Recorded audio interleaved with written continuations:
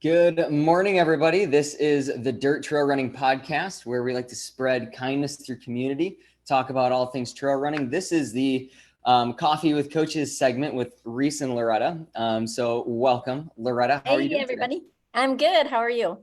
I'm doing pretty well. Okay, so we were just doing our typical preamble ramblings about our life and how we're doing and kind of catch up with each other. And I actually had to give Loretta the finger and say, whoa, whoa, whoa, whoa, whoa, whoa, hold up. Let's start the podcast and let's save it. So I told you to save a thought about 2 minutes ago before we went live. So let me just catch the listeners up to what we were talking about. So Loretta was asking me about how my day was. I said it was great. I got a nice run in this morning, and then I had to go buy some baby items because my little sister is having a baby shower this weekend. So I had to go load up my cart with a bunch of dad things like diapers and kids' books and whatnot. And Loretta told me how she's been biking a ton this past week. And that's kind of where we've been catching up with each other since the last time we spoke on the podcast. So Loretta, you were telling me you just logged 100-mile week on the bike. Yes, yes. Like that's huge for me, right? I was very against biking, didn't love biking, and I got a new bike. I got a gravel bike. Probably a little bit before I ran the Dome, and rode it a little bit, but now I'm starting to really like it. And so, yeah, last week 103 miles. So I was pretty excited. That's awesome. Hey, so what changed? What flipped in your mind? What didn't you like about biking before that now you're starting to enjoy? I think originally it was just my bike. I had a road bike, now I have a gravel bike, and I think the difference in stability has made a big difference for me. And then of course I think, I've been doing it 5 to 6 times a week. So, I'm just getting more comfortable with it, used to it. I didn't really love the stop and start at the road crossings. That kind of, stressed me out. Or I know just the little things that, people that bike every day don't think it's a big deal, but like going across the railroad tracks, I had to go into like a little gated area and twist and turn. And that wasn't my favorite. And, I'm still getting used to going really fast downhills because I get a little nervous about that too. But I think just familiarity has really made it like, oh, this is comfortable. And now it's like, oh, I kind of like going out on solo rides because it's kind of mindless and I can just, go and get places a lot faster than when I run. Mm-hmm. So I would say that like comfortability is huge with biking. And I Mm-hmm. think with a lot of people, we might know how to ride a bike, but there's a difference between being able to pedal a bike and being proficient enough to the point where you're handling yourself in the street with confidence, especially when you're with cars. I often tell my girlfriend, like when I'm riding in the street, like I like to pretend that I am a car. If we come up to a red light, like I'm checking behind me, I'm pulling out into the middle of the lane so that nobody can pass me. So that way I can stop, be behind another car and accelerate with people, get back over so other people could pass me. And it just makes it a lot easier for me other than like curb jumping or, anxiety because I got really proficient with clipping in, clipping out to the point where it's just so automatic that now when I'm riding my bike to and from work and I use my clip pedals, but I don't actually have clip shoes on, I notice myself kicking my heels out to take my foot off. And I'm like, I don't need to do that. I can just step my foot off. Yeah. So I would say that for anybody that's looking to get into biking or may not like road biking or feel that it's extremely dangerous, maybe just getting a little bit more proficient with bike handling skills, setting up some cones or, one of my favorite things to do is just go to an empty parking lot, look behind a dumpster, try to see if you can find some random things, put it out into the parking lot, and then go try to snake your way through it. Try to practice clipping and unclipping, even track starts, which is where you're just kind of like balancing on your bike while not actually moving or moving incredibly slowly. Practicing like rolling up behind a car really nice and slow, clipping your shoe, but not actually taking it off of the pedal. So that way, say if you do have to step down, you can step down easily. Or while you're still just creeping up on a car like this, balancing on your bike, if the light turns green, all of a sudden you just slam your foot down, you're already clicked in and you can go.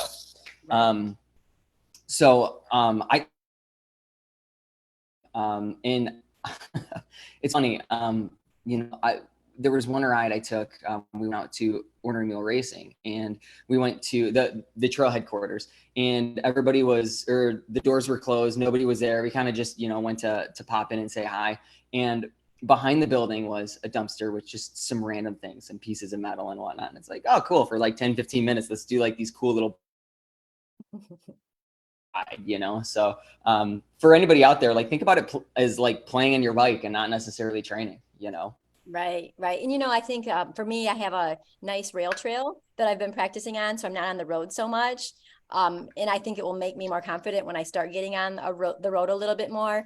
And then a good friend of mine who, does Ironmans and triathlete, she suggested just getting used to my bike and not clipping for a while. And I think that was huge for me too, because with my road bike, I always was clipping, and that was a huge stress for me, getting to the corners, knowing I had to stop. Also on clipping, I had some falls, and it was just very stressful for me. So I think doing that has also helped. I do think I want to start getting used to clips though, because I do think it will make me more efficient at pedaling, because you can pull a lot better when you have, the clips on. So, but yeah, that's been cool. But one thing that was interesting for me, I'm knowledgeable about running, not so knowledgeable about biking. I should know these things too, but we were doing a 50-mile ride this weekend, and I got low on electrolytes and I really struggled, which was interesting. If I'm low on electrolytes when I'm running, I feel it in my calves. Well, I felt it in my quads. Well, being not very familiar with biking, I'm like, are my legs just not strong enough for this? Why are my legs hurting?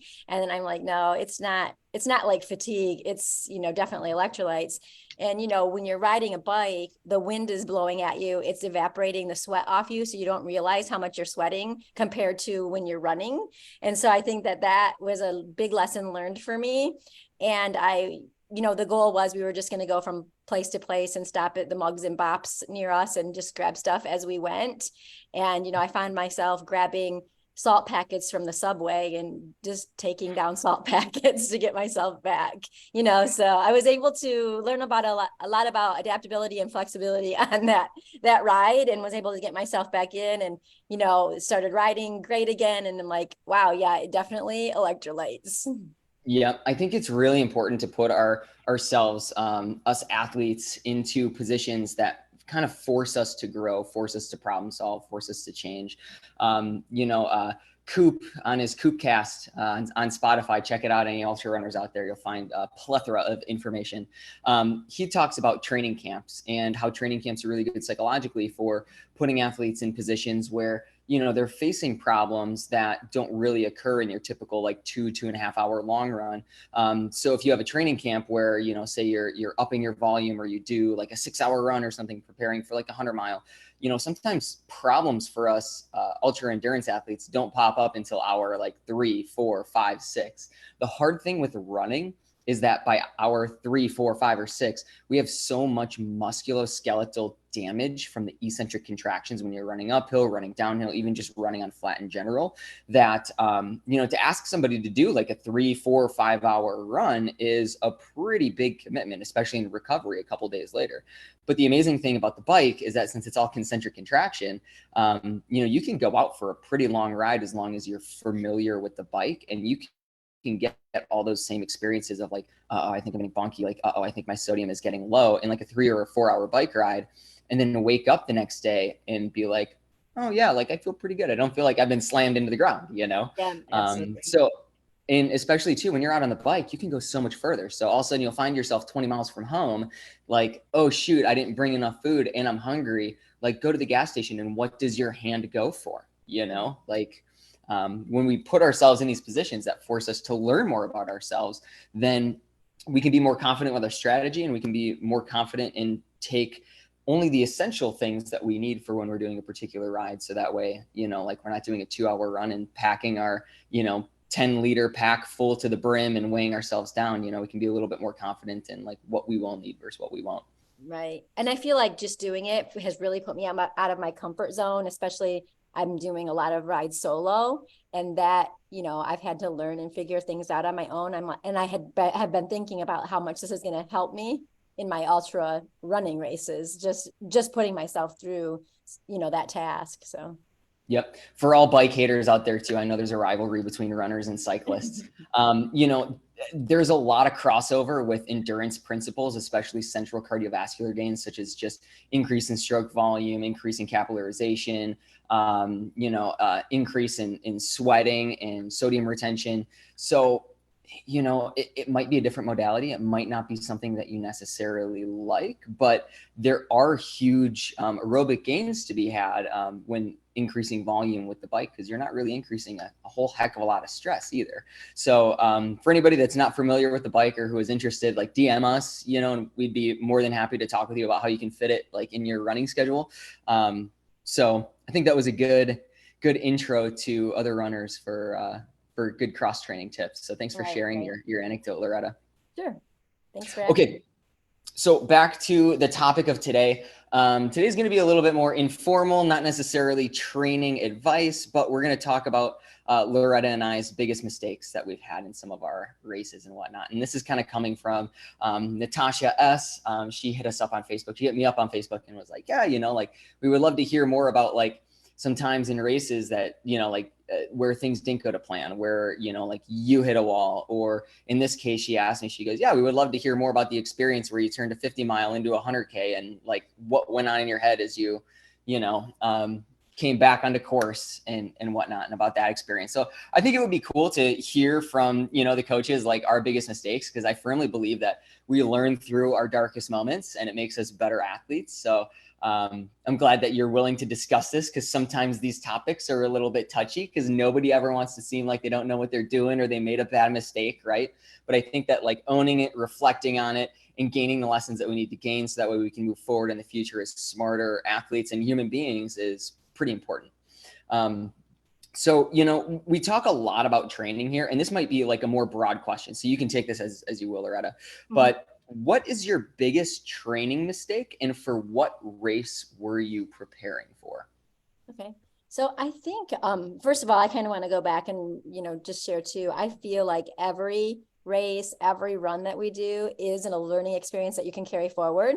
I feel like we're always learning, no matter how many years you've been doing it, you can learn something new, because I feel at every race, something different happens. And, you think you have everything in place and then something else comes up and you have to figure that out. So, I think this is a really good topic. And as a coach, I really like to share, some of my anecdotes with my athletes to help them so that they can learn from my mistakes and, do better, right? Because that's the goal, is to always, improve and do better at what we're doing. But as far as training, I was thinking about this. Okay, let's go back to your first ultra and how did you prepare for it, right? And how would that be different as to today, how I prepare for an ultra, right? So I would say my first 100, we'll go there. We'll go with Hennepin was my first 100. I had no idea about how to run a 100-mile race. I didn't really know anybody in the community that was doing 100 miles. And I was like the only person where I lived, like, whoa, she's doing 100 miles, So I didn't even really know what that meant, besides everything I was reading and thinking about and, trying to figure that out. So I think one thing, it worked for me. I used a plan that I found online, and I was able to get to the finish line of Hennepin. But I think looking back, I think I probably did way too many miles than I really needed to. A lot of the plans will have you doing back-to-back 30-20, 30-20, for several weeks. And I don't think I really needed all of that. And I think also what made it hard for me was I was moving at the same time I was training for Hennepin. So we were making this big life changing career, my job and where I lived. And I didn't really know for sure how to change that plan, because here I am running 100 miles for the first time. And, I'm a rule follower and I have to follow the plan. And, it caused a lot of stress for me, and if I did have to miss a run because of the move, I just didn't know, am I not going to make it to the finish now because I missed that, or I shortened that run, or, whatever. So I think that was a huge, huge thing. I wish I would have maybe had a coach, or maybe reached out to more people that had ran hundreds, so I knew what to expect. So I think, that would be something that would be my probably training mistake that I would do differently now, for sure. And I do differently. My training looks way different than it did then. How about you? So as far as what you do differently now compared to what you did differently then, what are like the couple key takeaways of give me like two big takeaways of what you've learned since then that has helped you in your training? So I think back then I ran way too fast. I was running my training runs more at race pace, like every run, whether I was running 5 miles, or when I was running 30 miles, I was running it, too fast. And now I don't. Now I run that more like in a zone 2, easy conversational pace. Most of my running, at least 80% probably of my week's running is that. And what I found is I recover so much faster than I used to, right? Because I was basically racing every day when I did a training run. Now I'm, going easy and just basically going out and moving my legs and, getting some cardio, where before I was always pushing too hard. So I think that has been probably the biggest change that I've made. And then I think also then really focusing on quality sessions, like the intervals and the tempo work. When you get an online plan, normally it just says the miles. It never really tells you what to do with those miles. So I think that is a big change for me too, is, I do have days with intensity that I didn't have before. So, I mean, I was running everything at, tempo or faster, so that would be a big change for me. Oh my gosh. And it's so hard when like I think this is like the big experience piece that most runners are gonna go through at some point in their lives, at some point in their careers, is like I specifically remember when I was running way too fast. Like I was only doing like for me about like 5 years ago, I was doing about 50 miles a week and I was getting absolutely smoked. And now it's like, I mean, I was running all those runs at like 7 minutes or faster because, like 6 minute, like I thought was my tempo pace. And then like 7 minutes should have been my easy pace, because anybody that runs like slower than 7 minutes per mile isn't really running, they're jogging, and I'm a runner, So, and it's like, I would just get so trashed, and not necessarily like physically trashed, but like, I remember like metabolically being just so worn out and so wiped. It's like, oh, I feel okay. Like my joints are okay, but like, I am just like, just put me in the couch. I want to take a nap and give me all the food, Yep. And now it's like, even on my long runs, I don't even really touch sevens anymore, but my workouts are so much faster, because you need that, like that faster stimulus. And then all the other days are just support days to, put heartbeats in the bank, collect heartbeats, and, develop those aerobic gains.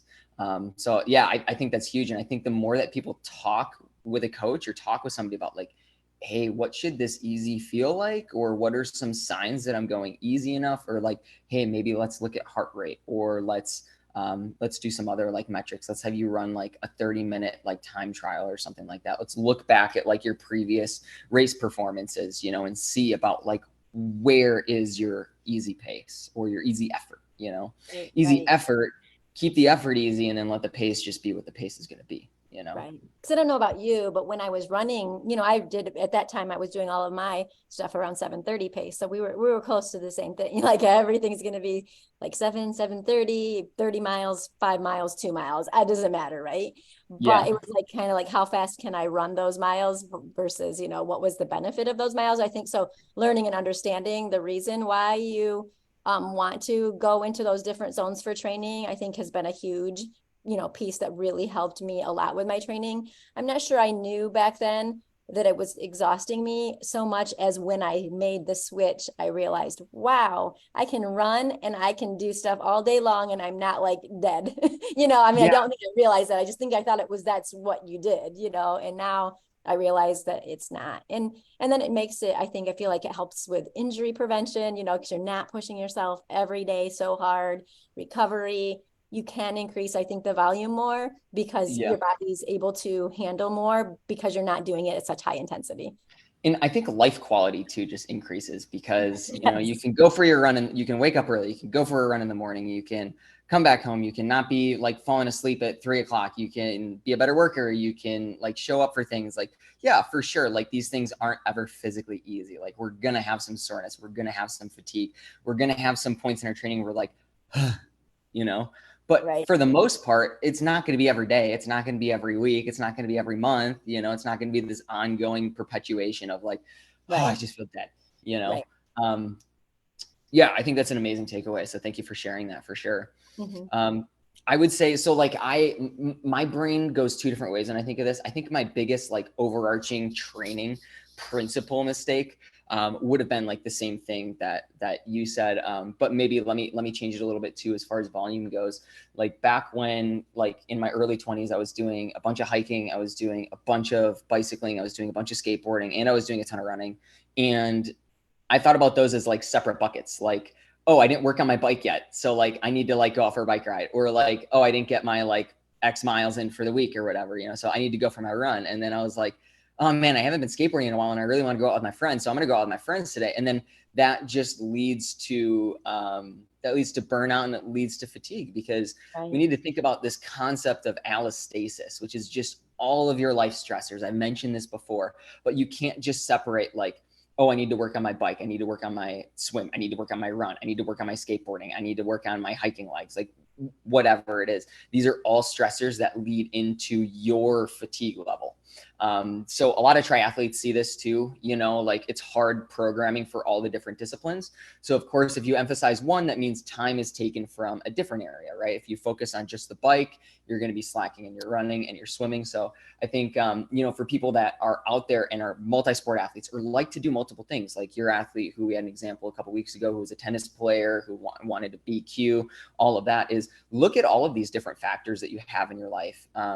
Look at your running, look at your yoga, look at your biking, look at your skateboarding, look at your roller hockey, look at your tennis, look at your like other commitments, look at your knitting club, and like identify how much time am I giving to each of these different things, and am I willing to partition maybe a little bit more time towards a particular goal that I have. I got burnt out pretty quick, just thinking about everything as different buckets and trying to level up everything, instead of thinking like, oh, there's crossover from biking more in my running, and from running into my biking, and all of that.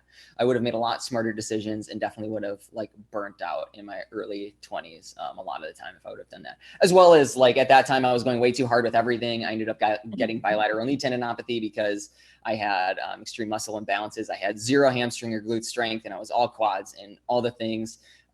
So yeah, that's kind of my big principal training mistake. I think my big like specific training mistake was probably last year for Wasatch. So last year I was coming off a kettle, and I did pretty well at kettle, and I took about like a month and a half to recover. I was doing a lot of cycling, I was doing some running, and then by like the time my calf and my hamstring healed, it was probably end of July, beginning of August, I started doing a lot of like gear work, I called it. I firmly believe that all of us ultra runners need to have gears. Like we need to have our low gear, we need to have our high gear, our go all day type of effort, our slow uphill hiking type of effort.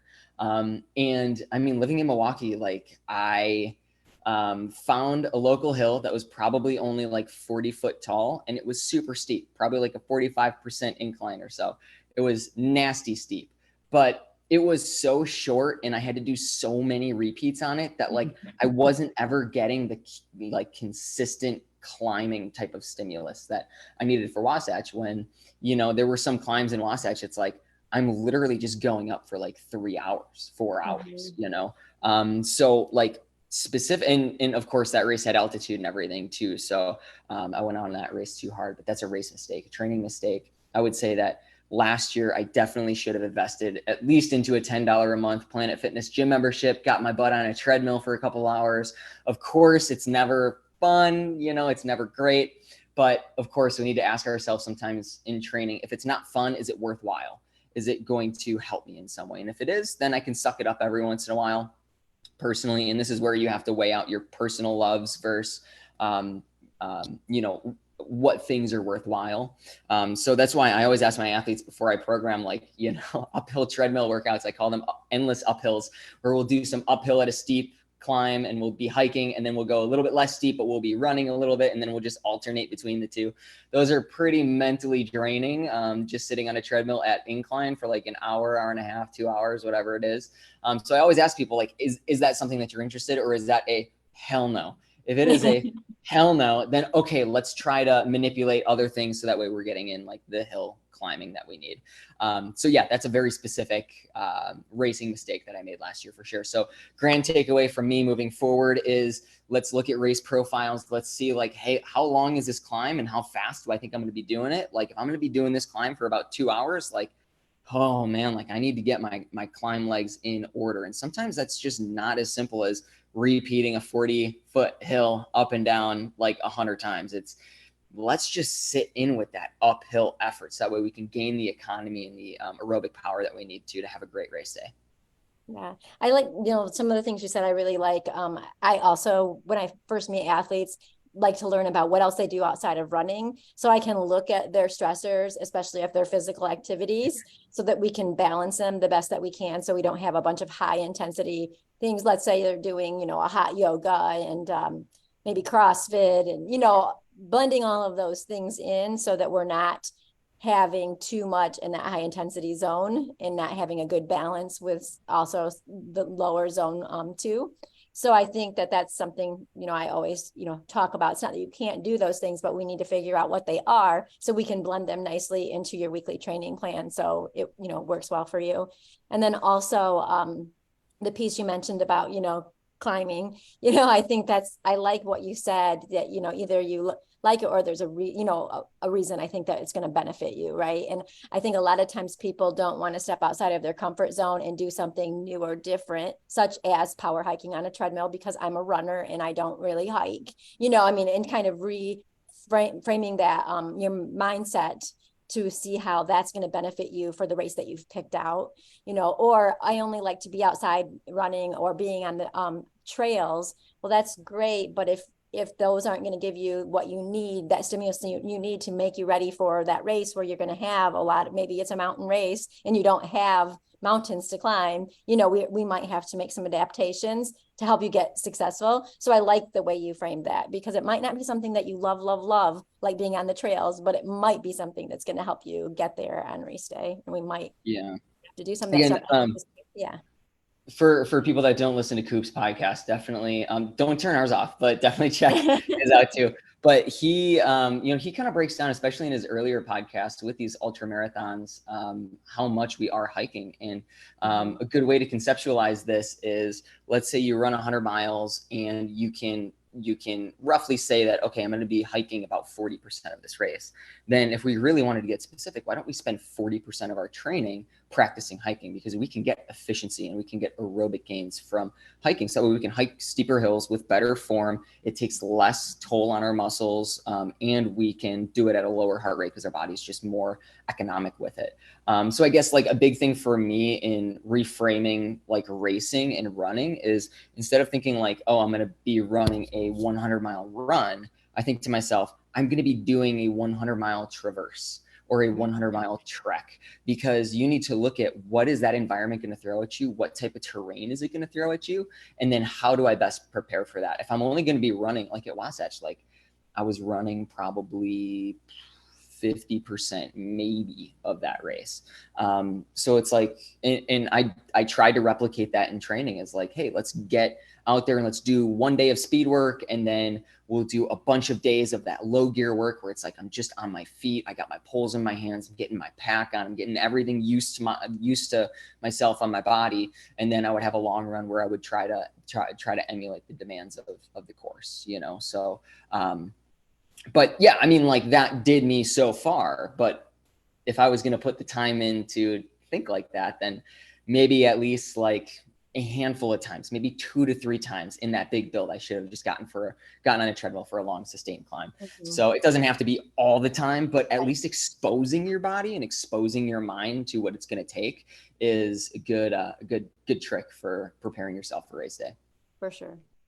Okay. So to kind of go on a tangent from, or I guess not a tangent, it is related, but what is your big nutritional mistake? We can talk about like a specific, or we can talk about a principle. I know you've been talking with me a lot about sodium intake and hydration and things like that. Where does your mind go with like, what is your biggest nutrition mistake in your ultra running career?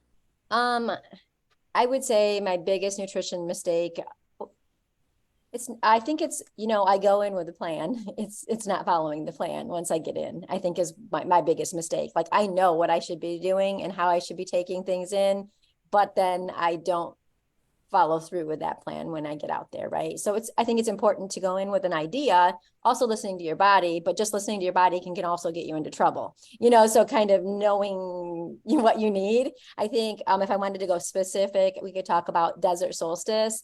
That was my first 24-hour race. It's on a track in Phoenix, Arizona. My first race in the desert I'm from the Midwest. I go out and go for a run and I'm drenched from sweating. In the desert, it's evaporating off of you. So you're not realizing how, same what that happened to me with the bike, right? I'm not realizing how much I'm sweating because it's evaporating. And so then I'm not taking in as much as I should be. And then I think diagnosing it incorrectly at that race was also something to think about. I believe after reflection of desert solstice, I started early on having what we thought was tightness in my adductors and in my calves. I think it was more like cramping from being dehydrated and not having enough electrolytes. So the way we were addressing it was more by massage, stretching type thing, versus I should have been really taking in more sodium and more water. But at that time didn't, I felt like I wasn't feeling thirsty, I wasn't soaking wet, so I think that right there was a big thing for me. And each race, that's kind of something that I've been really working on improving, and I luckily I have gotten a lot better at it. And interestingly, I know a lot about it. I can share a lot of facts with you, a lot of data about it. But then when it comes down to, doing it in a race is a whole different thing, especially when you're getting tired, fatigued. I think that's why it's important to have good, if you have crew, people telling you like drink, take in your soda, whatever, because while you might know it going in, you get tired and sort of forget about it, in the moment. Yeah, that's very true. Going off a field can definitely get you so far in a race, but when you're doing those looped courses and that like, hey, any variance in my pace is going to be specifically to do with me. It's not going to be due to the terrain or due to the conditions, right, most likely.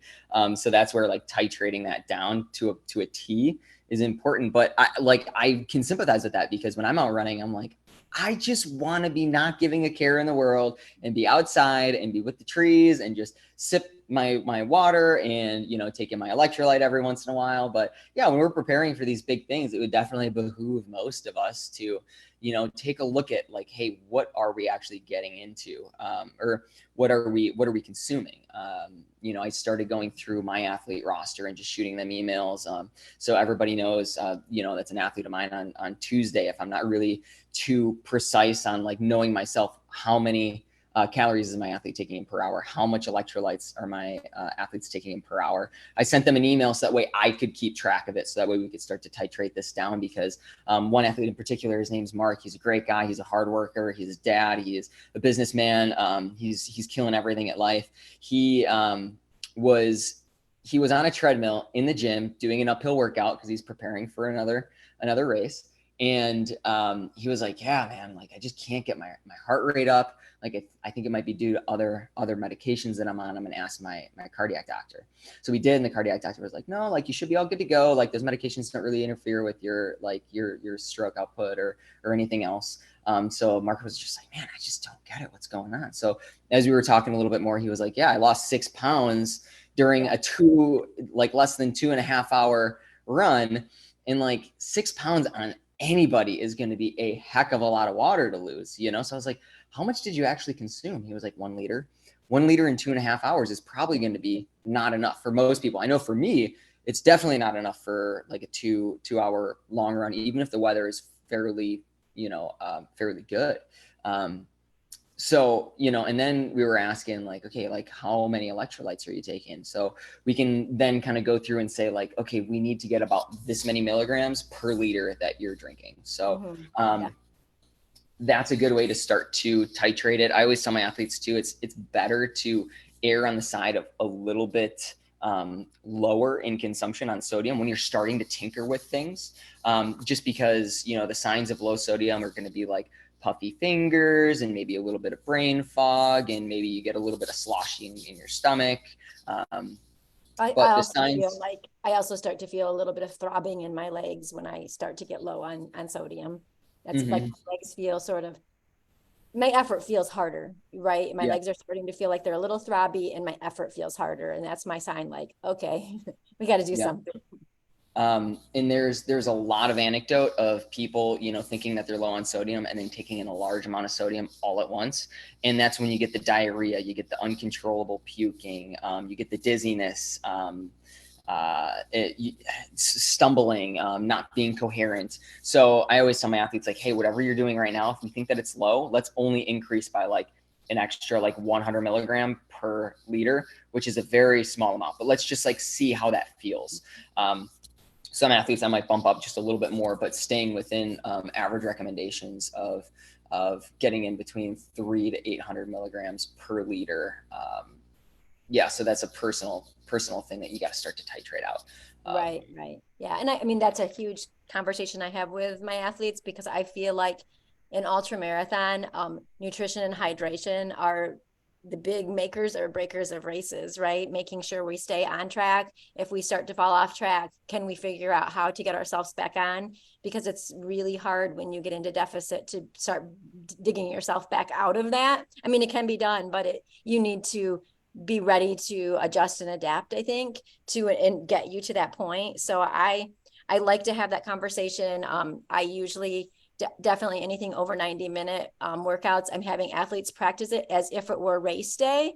Not, like on a race day, I say, I'm starting from the very beginning of the race, right? It's an IV drip going through the whole day. That's my goal. And I think it's important to practice that on regular training run days, because that can be your only focus. You don't have to really focus on anything else but going out there, moving your legs and making sure, like listening to your body. How do you feel? And that's my conversation I have after a lot of long runs with athletes is, how did you feel? Did your fingers get puffy? Did your legs, feel throbbing or tired? Were you even throughout the run, when they tell me what they've taken in? So then we can kind of decide, because it's so individual, like how many calories you need, how much sodium you need, how much hydration you need. So I think looking at those factors to get you as much prepared as you can for a race, so you have an idea of what your target goals are going to be. It's never going to be perfect in a race, right? But having an idea like, okay, this is my sweat loss on a day like today. I have an idea how much hydration I need to replace. And for anybody that is out there that is like, yeah, I usually just fill up my bottles and I go and I'm fine. That's awesome for like a 2-hour run. But sometimes in these longer efforts, again, like we were talking before, sometimes we need more time to figure out that like, hey, we're low on consumption of something. It's not going to pop up or hit you in the face in 2 hours. So I guess like here's a good, a good story for listeners out there. If you're somebody that only puts water in your bottles, if you have 2 amphipods, which are 20 ounces a piece, that's roughly 40 ounces. You can equate that to about a liter, right? A liter is going to be 32 ounces or so. I think just a touch over. But let's say like, okay, we're going to start to dabble with putting some sodium in our bottles, but we don't have like the Gnarly, or we don't have the Gatorade, or we don't have the Scratch, or the insert your brand of choice. What you can do is you can grab some table salt, and we can say, okay, let's start with about like, 300 milligrams an hour, right? So if we look at 300 milligrams, how many teaspoons that is? That's an eighth of a teaspoon. Yeah, a little over an eighth of a teaspoon. Yeah. That's just like a tiny, tiny, tiny, tiny bit. And fun fact, that's the amount that's inside of one of Subway's packets. Mm-hmm. Which equates to like 250 milligrams. So yeah. Yeah. And most people would definitely put a package of, Subway, those little salt packets, like on their food, and then eat it and then drink something and not have like vomiting attacks. Right. So I think that's a very safe place to start, is like, an eighth of a teaspoon split between both of those bottles. And it might even make your water taste better. So when you're drinking, you're like, oh my God, this water tastes good. If you don't have any distress then, and you go home and you're still kind of craving maybe some salt on an omelet or in your oats, after that long run, you can say like, hey, yeah, 300 milligrams didn't give me stomach distress, and I was still kind of craving salt afterwards. So maybe let's now try like, 400 or 500 or 600, or if you feel confident enough, maybe do 300 milligrams or an eighth of a teaspoon split between both of those bottles and see how it works out for you. So that would be like a great place to start, and then build off of. With a lot of these things, you can you can start doing these things. It can make you better. It can make you train harder, because you're not so wiped at the end of a long run. So if it's something as small as putting in a little bit of salt into your bottles before you go out during the day, so that way at the end of a 2-hour long run, you're not slowing down in pace, but you're holding that same pace, or even have enough energy to go just a little bit faster at the end, maybe make it a little bit of a progression. You're just going to get better adaptation, and you're going to get better recovery for that adaptation. So yeah, it's amazing how much, if you can keep your fueling and your electrolytes balanced during a long run, how much better you'll feel at the end of that long run. And, you know, your energy level and your recovery after just is so much better. So for sure. So And a if you're, huge thing. Yeah. yep. And if you're wondering, like, how do you calculate how much sweat you're actually losing? It's fairly easy. If you go out for an hour run and you don't consume anything, let's say you weigh yourself naked, you're 100 pounds, and then this is just for simple math. You weigh yourself naked, you're 100 pounds, you go out for an hour long run, it's like 70 degrees and like a little bit humid, kind of warm. You get back home, you realize you lost 2 pounds. That's pretty much 2 pounds of water, unless you went to the bathroom on the way or something like that, took like a number two. So 2 pounds of water, there's 16 ounces in a pound. So we can roughly say that you lost 32 ounces just in that 1 hour, which is going to be, on par for what is an average recommendation for what you should be consuming per hour, especially if it's those type of temperature conditions. So you can say, yeah, like I should roughly be getting in about 32 ounces per hour in order to maintain my water status. Adding a little bit of sodium is going to help your body retain some of that water. But if you lose 2 pounds and you're 100 pounds, you just lost about 2% of your body weight. And that's not necessarily like performance detrimental, but you're starting to edge into dehydration. I forget exactly what boundary it is, but it is I definitely know it's before 5% where you're considered dehydrated, and it's your performance can negatively be impacted. If you're dehydrated, your heart has to pump harder in order to circulate all the blood, because there's not as big of a volume because you've sweated it out due to evaporation. So that's an easy way that anybody can go out and test their water loss. Let's say you go out for a 2-hour run and you carry a liter on you and you drink all of that water. You weighed yourself before, you're 100 pounds. You go out for a 2-hour long run, you drink the 1 liter. So you drank 32 ounces of water, but you still had a 1 pound loss, right? So we have to factor in that you lost 32 ounces, but you also took in 32 ounces. So you really lost like an extra 32 ounces. So really per hour, you're sweating a liter an hour. So you really should have had another liter on you and drinking it while you were on that 2-hour run, Right. It's interesting because I have a lot of people that say, oh, I can't drink on runs. I never drink. I don't need to drink, kind of thing. And so I like to start them out with, doing the sweat loss so people can kind of get an idea. I think some people are kind of shocked by how much they do lose. I also like to have them do it a few different times in different types of weather and different times of the year, so that when they have a race, they have an idea of, okay, on this race, because it's 80 degrees, this is how much I lose, or on a race of day of 50 degrees, this is how much I lose. So I kind of have an idea. Now your sodium loss stays constant, but your sweat loss changes, depending on the temperature. And so I also, you want to have as much as you can to mitigate the loss, right? Replacing as much as you can to mitigate loss. But, even if you can get it to 80 to 90%, I often give that goal to athletes to give them a little bit of wiggle room on how much, they need to replace, of course, because sometimes I do have some people that lose, 3 pounds in an hour. That's a lot to replace, so we kind of work with that a little bit and kind of go more of like an 80 to 90% replacement. For sure. And that's oh, I'm sorry. I was just going to say that's huge. You're not always going to be able to replace 1-to-1. Like I lost 32 ounces. I'm going to put 32 ounces back, because we got to factor in that like your body has to absorb and then utilize that water. And sometimes that absorption and utilization isn't quite up to speed. Let alone like, absorption relies on, sodium and carbohydrate and whatnot and time. So yeah, that's where I tell my athletes, like, hey, like you might not be able to take in 32 ounces an hour, but if you can get in this range, like that's pretty big.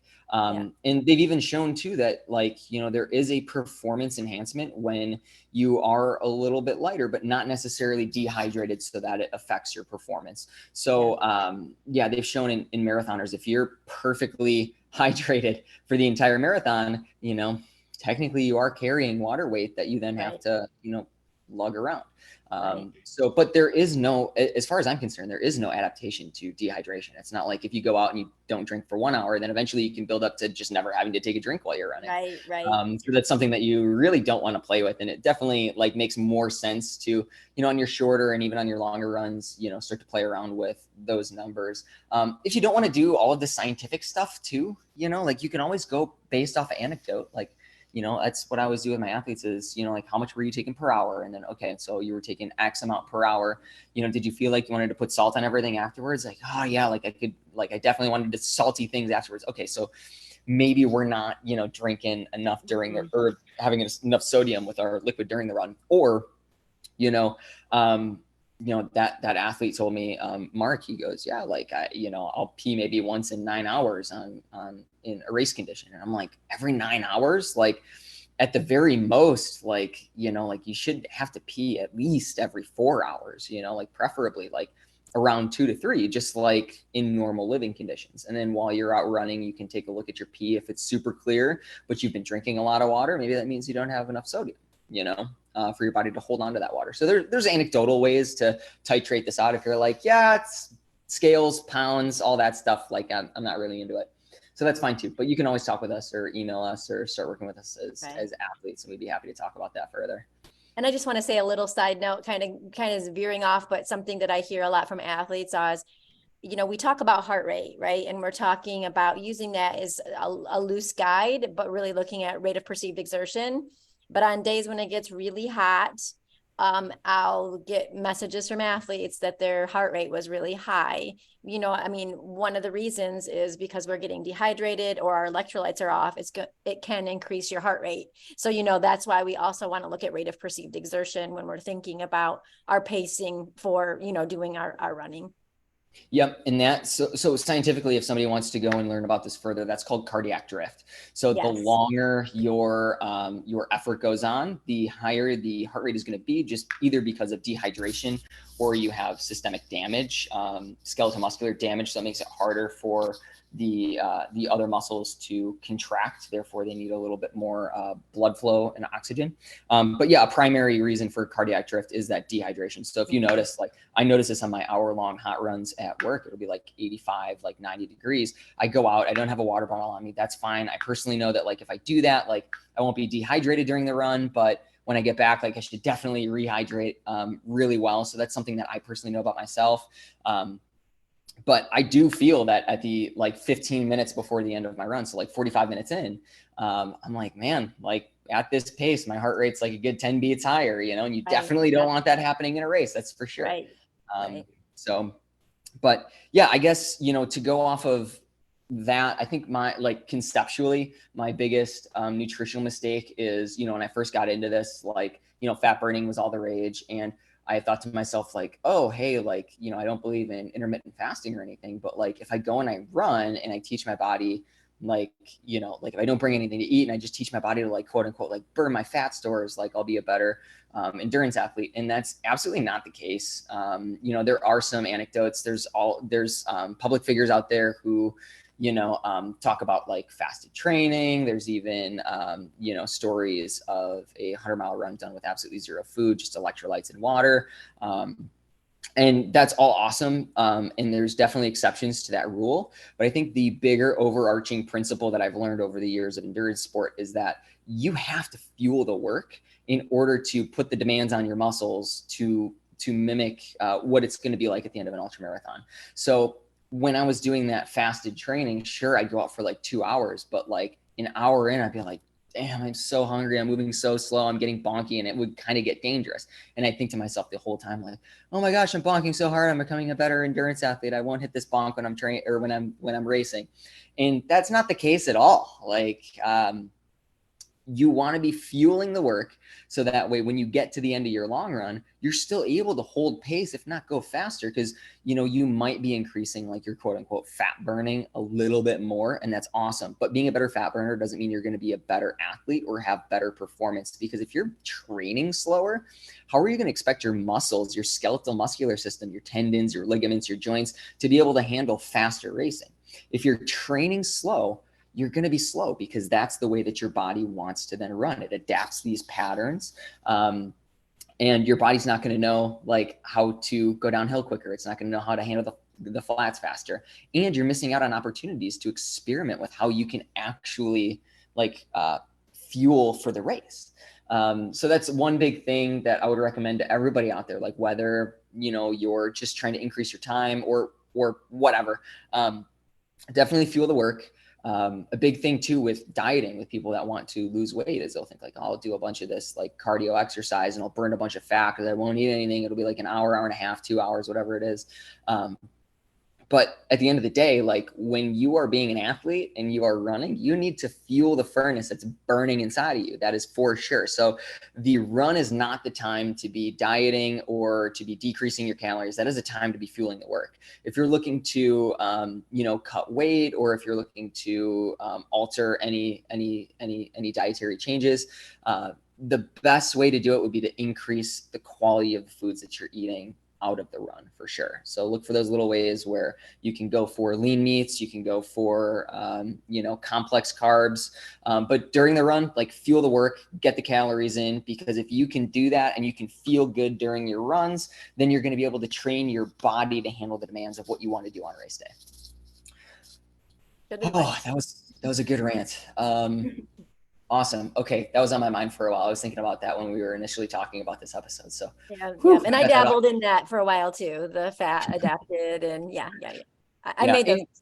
Just by nature too, like it's really hard for any endurance athlete to replace all the calories that they're burning per hour, so you can eat as much as you want and still still have a caloric deficit coming out of the run. So regardless, if you're an endurance athlete, you're by nature training your fat burning capabilities. We don't need to hinder your body in any other way by starving yourself. That's for sure. We can avoid RED-S, which is relative energy deficiency in sport. If we fuel ourselves consistently throughout the day, we can feel better. We can have better lives afterwards. We can work better. We can have better moods. Like fuel the work, everybody, and then increase the quality of food that you're eating too. Okay, cool. So I guess like my specific example of this would definitely be a race. I want to say, I always get this wrong. Robert Werner does it. It's at the bunkhouse in the Scuppernong trails. I want to say it's the bunkhouse run. It's not. Okay. So I think T-Bunk is the one where they do like the 200 miler. Okay. It's not that one. It's the 50K. So I think it's bunkhouse.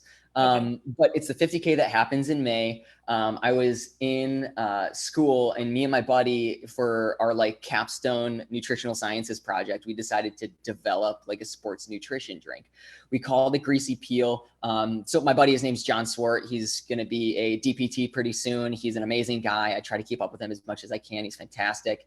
But we developed this sports drink that we called Greasy Peel. And the reason why we did that is because we found out that banana peel is one of the few sources of vitamin B12 that you can find in the plant world.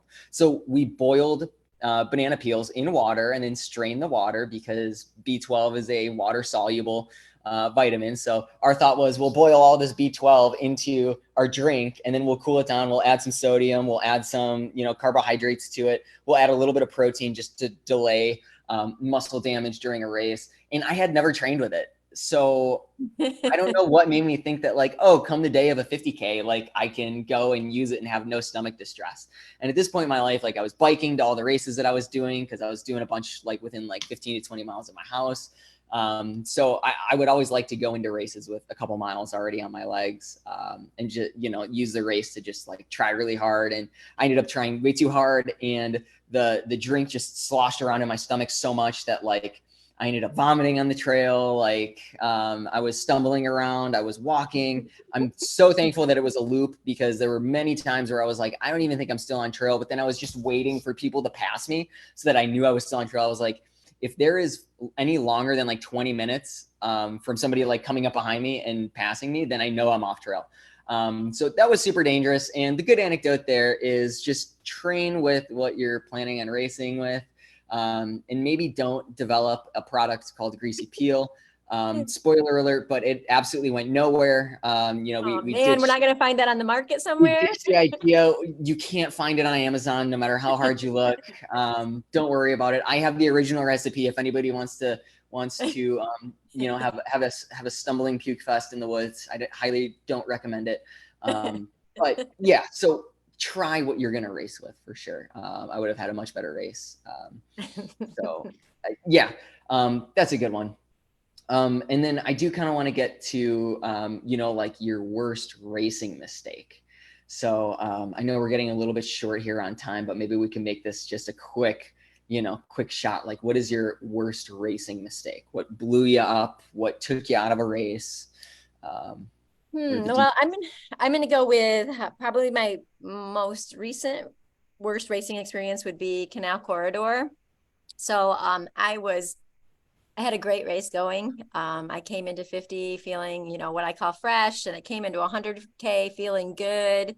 And then around probably close to mile 80, I started going hypothermic. And that was a mistake of myself, a mistake of the crew. Like I should have gotten more clothes on. I had started the day out with a tank top and shorts, which is what I typically wear. And the temperature dropped, the humidity, I think, kind of dissipated. And so it wasn't even really holding the heat anymore. And when I got cold fast. And unfortunately, like I was on track for a PR. I was like, my game plan for the day was to run negative splits, and I was on target for that. And I was going for the leader, which was like 3/4 of a mile ahead of me. And we had like less than a marathon to go. And I was like, everything was like falling into place until all of a sudden I was shivering cold and I couldn't stop. And it forced me to walk the last part of that race. I finished the 100, but it wasn't pleasant. So I think my advice is making sure that you're preparing for the temperature swings. That race, several people dropped from hypothermia.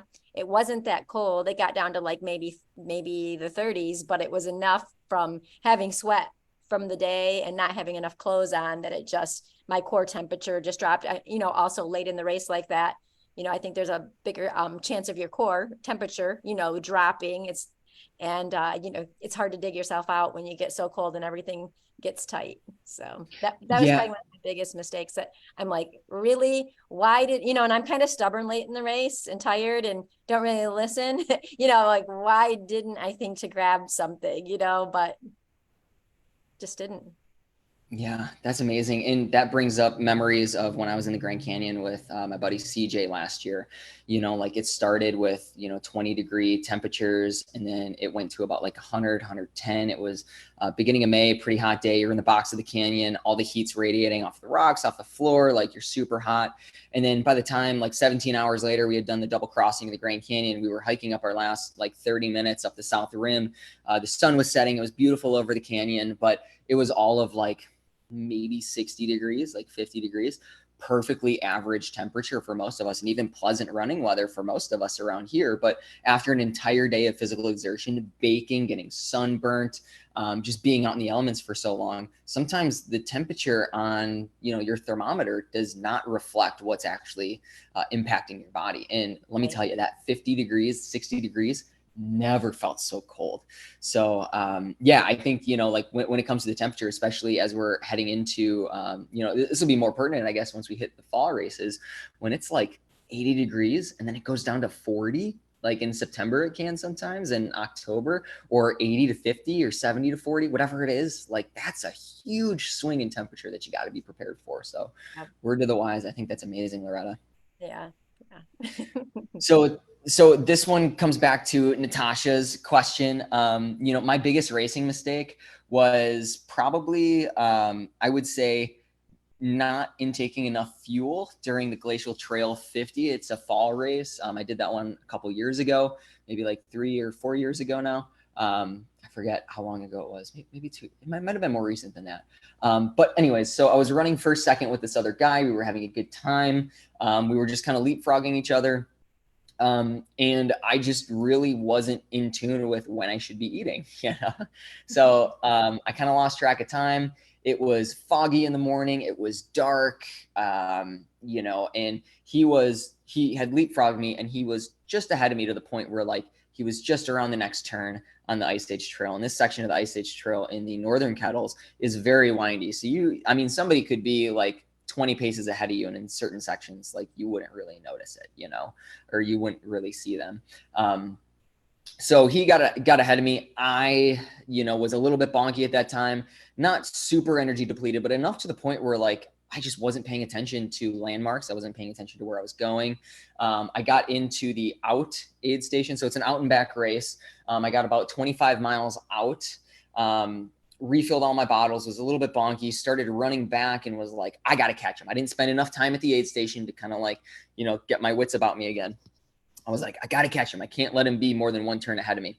So I ended up going back, and on this out and back, you turn off of the trail. You make like an eastern, just like L off of the trail to the aid station. So I started coming back, and I was running west, and I looked left, I looked right. I was like, I cannot remember which way I came in on this T section, you know? So I took a couple steps left when I should have taken a couple steps right. So I started going southbound when I knew I should have been going northbound. But I was thinking that I was going northbound. So I looked back briefly, and I thought to myself, am I going the wrong way? I looked back, and I was able to see some of the pink markings. So I was like, if I can see the pink arrows from here, I'm probably going the right way, because I probably saw the pink arrows, like, you know, on the way in the first place. So I kept going. I ended up passing a couple people. You're on the Ice Age Trail, so you're following the yellow blazes. It's such a well-marked portion of the Ice Age Trail that unless it's a major intersection, you really don't have to mark like the course at all. You mark the major intersections, you follow the yellow blaze. It's all good. It's a phenomenally marked course. So this is nothing against the course. It's another one of Robert's races, highly recommended for anybody that wants to see a beautiful section of the Ice Age Trail.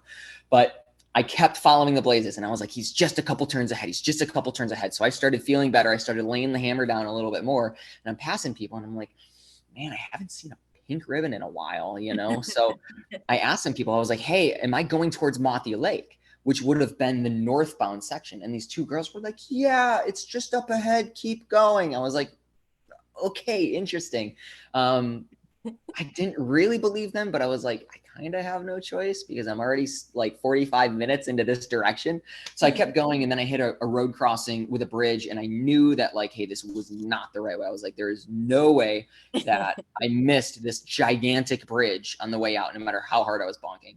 So I stopped, I recollected. It was a foggy day, so I was like trying to check out the sun to see the sun position to know if I was going northbound or southbound, but it was overcast, so I couldn't even do that. So I looked at the trail, and I was like, wow, I am way off. It was just under an hour, probably about like 6 miles or so. I had gone off, and I had just like probably a half a second where I thought, do I just stick my thumb out and like call it back in, or do I not? And I went through my whys of being at the race. And my number one why for any race is to just get the most out of myself on a particular day. You know, like I view race days as like, hey, this is when no matter what's thrown at me, like I'm gonna push as hard as I can.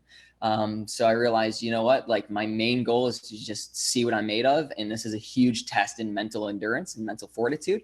So I ran out of water at that point because I had two handhelds like I always race with. And you know, I'm an hour off course, and, you know, I go through about 2 bottles in an hour, and I was like, oh shoot, what do I do? Well, I was looking, and I know that there's a couple pump stations on the Ice Age Trail, and I couldn't remember if I'd passed any, but luckily I did find one after being a little dehydrated going back northbound, filled up my water bottles, took a big chug of water, hiked it out until my my stomach was settled again, and then went back. I went back to that original aid station at mile 25. That would have been halfway in the race. And everybody was like, oh my gosh, we were looking for you. Like, what happened? I was like, totally my fault. I made a wrong turn, and I'm back now. This was about 2 hours later. You know, because to everybody that was racing and part of the crew, like they were like, shit, this guy was like 30 seconds, a minute, 2 minutes behind the leader. Like, what happened to him? Nobody's seen him for 2 hours, you know? So as I kept going to each aid station, I kept just waving my hand up. Hey, I'm the guy that went off trail, like just passing through. And, that kind of lit a fire underneath me as I got rehydrated, as I got more energy in my system, and I started paying attention to what I was eating. Now I was running with people. I wasn't on my own. So that gave me a huge boost as, I saw people coming out and I was passing people going forwards. I was like, you know what? Like I might not be in contention for the win anymore, but let's just start picking people off. So every time I saw somebody, I would just increase the effort just a little bit to pass them. And then I would pass hard with authority. And then I would settle back into like an easy pace. And I started playing this cat and mouse game of like, how many people can I pass now in 25 miles? So as I got to the finish, Robert was there. He was like, he was holding these little ceramic mugs, and I finished hard. I sprinted into the finish. I think I finished like my last mile or two in like 7 minutes a mile average. I wanted to get it done. It was about, I think, just under 10 hours or so, for what would have been about 61, 62 miles or something. It's on my Strava if anybody wants to go view it from a couple of years ago. But he was holding this ceramic mug, and he was like, hey, like we heard everything that happened to you going off course. And I was like, oh man, like I don't need anything. Like the course was well marked. Like it was totally my fault. It's okay. Like I don't need any like condolence or anything. And he goes, no, you actually got 5th place. So first place gets a ceramic mug. I was like, oh, okay, cool. Then I'll take it. Like I didn't really want a condolence for like, Right. hey, like you messed up, but we feel bad. So here you go, So yeah, it was phenomenally marked. It was just totally my bad racing decision. So I know it was a little bit longer of a story, but there's the explanation, Natasha. So feel free to DM me if you liked it or not, or if you learned something. She's always listening to these podcasts every week. So thanks for being a consistent follower and supporter and communicator and engager. So thank you, Natasha. Yes. Thank you. It's made for a great show. Perfect.